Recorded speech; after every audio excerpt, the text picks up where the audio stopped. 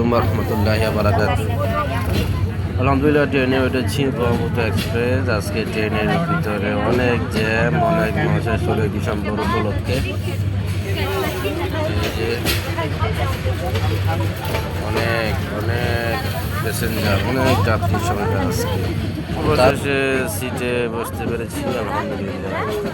বেশিক্ষণ লাগবে না, 1 ঘন্টা সময় লাগবে। রহমতুল্লাহি ওয়া বারাকাতুহু। ময়মনসিংহ ল্যান্ডিং, ময়মনসিংহ আসলাম। ময়মনসিংহ থেকে যাবো আবার বাঁচিয়ে রাখলে শ্যামগঞ্জ। শ্যামগঞ্জটা হচ্ছে নেত্রকোনায় পড়েছে। তো সকালে ময়মনসিংহ শহর জ্যাম নাই, ভালোই। শীতের সকাল, শীতের বছরের প্রথম জার্নি শুরু হলো। ময়মনসিংহ থেকে আবার ব্যাগ দিব আজকে জামালপুরের উদ্দেশ্যে। তারপরে আল্লাহ পাক বাঁচিয়ে রাখলে শুক্রবার দিন প্রোগ্রাম আছে সুন্দরবন যাওয়া। সবাই দোয়া করবেন। আসসালামু আলাইকুম ওয়া রাহমাতুল্লাহি ওয়া বারাকাতুহু। এসেছি নেত্রকোনা জেলার শ্যামগঞ্জ এলাকায়। এলাকার নাম হচ্ছে কাছিয়াকান্দা। শীতের যে একটা আমেজ, সেটা পরিপূর্ণ বোঝা যায় গ্রামে আসলে। এখানে প্রকৃতি কত সুন্দর, এই যে সবটা ঘুরে ঘুরে দেখাচ্ছি।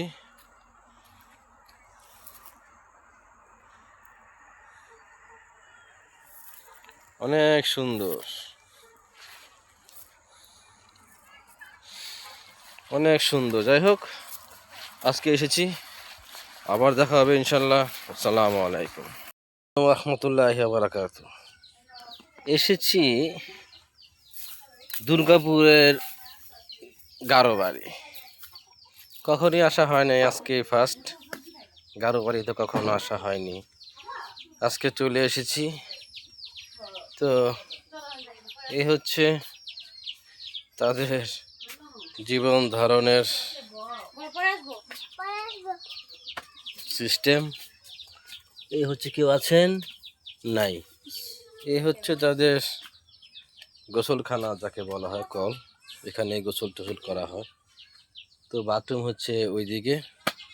তো যাই হোক, আমাদের জীবনযাপনের সিস্টেম আর তাদের সিস্টেম অনেক ডিফারেন্স, আলাদা। তাদের আসলে আমরা শুধু মনে করি বড় বড় দালান বাড়িতেই সুখ, আসলে না, ভিন্ন। হ্যাঁ, আসতেছি।